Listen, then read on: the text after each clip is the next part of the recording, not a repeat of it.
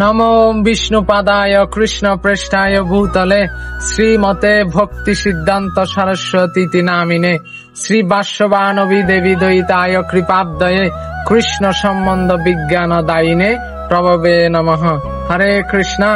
আমাদের প্রাণ প্রিয় জগৎ গুরু ভক্তি বেদান্ত স্বামী শ্রীল প্রভুপাদের পরমারাধ্য গুরুদেব গৌরীয় গগনের ভাস্কর সিংহ পুরুষ নিত্যলীলা প্রবিষ্ট জয়ম বিষ্ণুপাদ অষ্টোত্তর শত শ্রী শ্রীমৎ ভক্তি সিদ্ধান্ত সরস্বতী ঠাকুর 1874 সালের 6 ফেব্রুয়ারি পুরুষোত্তম ক্ষেত্র শ্রী জগন্নাথপুরী মন্দিরের নিকটবর্তী নারায়ণ ছাতায় সচ্চিদানন্দ শিল ভক্তি বিনোদ ঠাকুরের পুত্ররূপে আবির্ভূত হন। শ্রীল ভক্তি সিদ্ধান্ত সরস্বতী ঠাকুর 64টি গৌরীয় মঠ স্থাপন, বহু ভগবত পত্রিকা ও ভগবত গ্রন্থ প্রকাশ করে কৃষ্ণ ভাবনামৃত প্রচার করেছেন। তিনি নবদ্বীপ মন্ডল পরিক্রমার পুনর্প্রবর্তন করেন। 1937 সালের 1 জানুয়ারি কলকাতায় তিনি নিত্যলীলায় প্রবেশ করেন।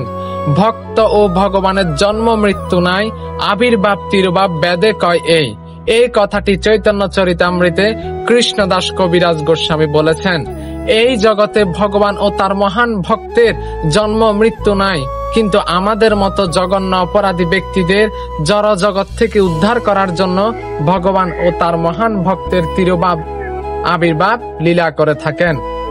এই বছর এই মহান ভক্ত তিরোভাব দিনটি হলো 4 নারায়ণ 21 অগ্রায়ণ 8 ডিসেম্বর সোমবার। এই দিন দুপুর পর্যন্ত উপবাস, তারপর মহাপ্রসাদ গ্রহণ করে আপনারাও এই কৃপা লাভ করতে পারেন। হরি বল। জয় শ্রীল ভক্তি সিদ্ধান্ত সরস্বতী ঠাকুর কি জয়।